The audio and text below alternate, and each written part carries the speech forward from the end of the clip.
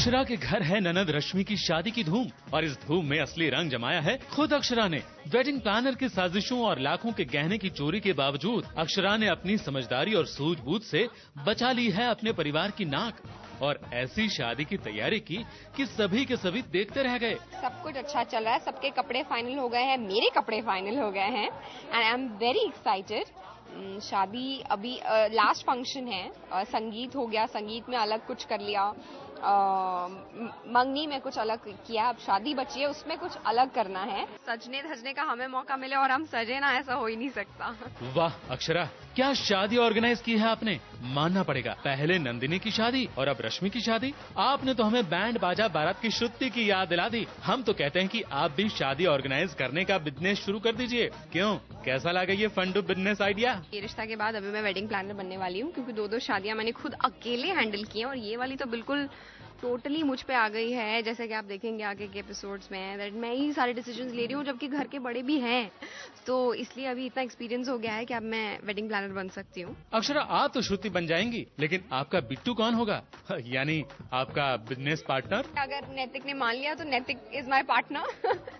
हम वेडिंग्स कराएंगे सबकी, इतनी अच्छी तरह भी, लाइट, डेकोरेशन, मिठाई, सब हो गया है। चलिए अक्षरा, अब आपने सोच ही लिया है कि बिजनेस खोलना है तो एक अच्छा सा नाम भी सोच लीजिए अपनी कंपनी का। हमारा रिश्ता मुबारक। I swear I was thinking the same title, रिश्ता मुबारक। रिश्ता मुबारक।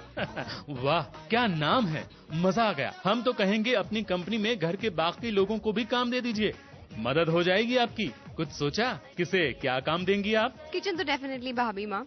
लाइट्स का काम थोड़ा सा हेक्टिक है, नैतिक को दे दूंगी।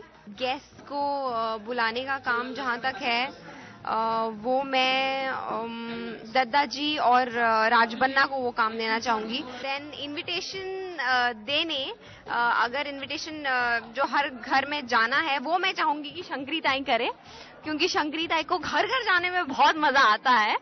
तो इस तरह से मैं सबको अलग अलग रिस्पॉन्सिबिलिटी दूंगी और खुद चाहूंगी कि थोड़ा रिलैक्स्ड होकर डेकोरेशन देखूं आराम से, एकदम बहुत काम हो गया।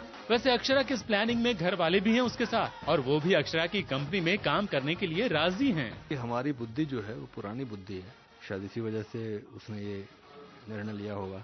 अक्षरा ने यहाँ पे 4 शादियां कराई हैं, उसको इतना अच्छा एक्सपीरियंस मिला है और शायद उसके लिए एक लाइफ के लिए एक अच्छी चीज बन गई कि एक आगे राह मिल गई कि इस शो के बाद वो करना है। सबके अपना अपना इंटरेस्ट होता है और तो हम इंशाल्लाह कुछ और कर रहे होंगे, इफ नॉट वेडिंग को हमारी कभी भी जरूरत होगी तो हम हाजिर होंगे।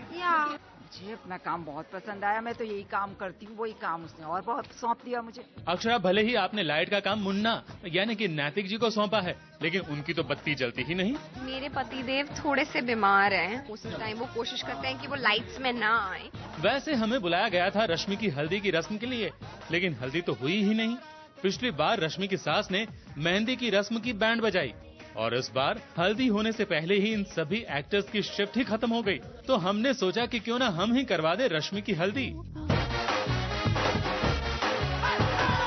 चलिए, मेहंदी के रंग की तरह इस हल्दी का रंग भी रश्मि पर खूब चढ़े और अब उसकी शादी में कोई विघ्न न आए, यही दुआ करते हैं। वैसे भी रश्मि की शादी किसी ऐसी वैसी वेडिंग प्लानर के हाथ में नहीं, बल्कि बेस्ट वेडिंग प्लानर यानी कि अक्षरा के हाथ में है। मुंबई से निशिमा जेटली के साथ पारस कोठारी की रिपोर्ट।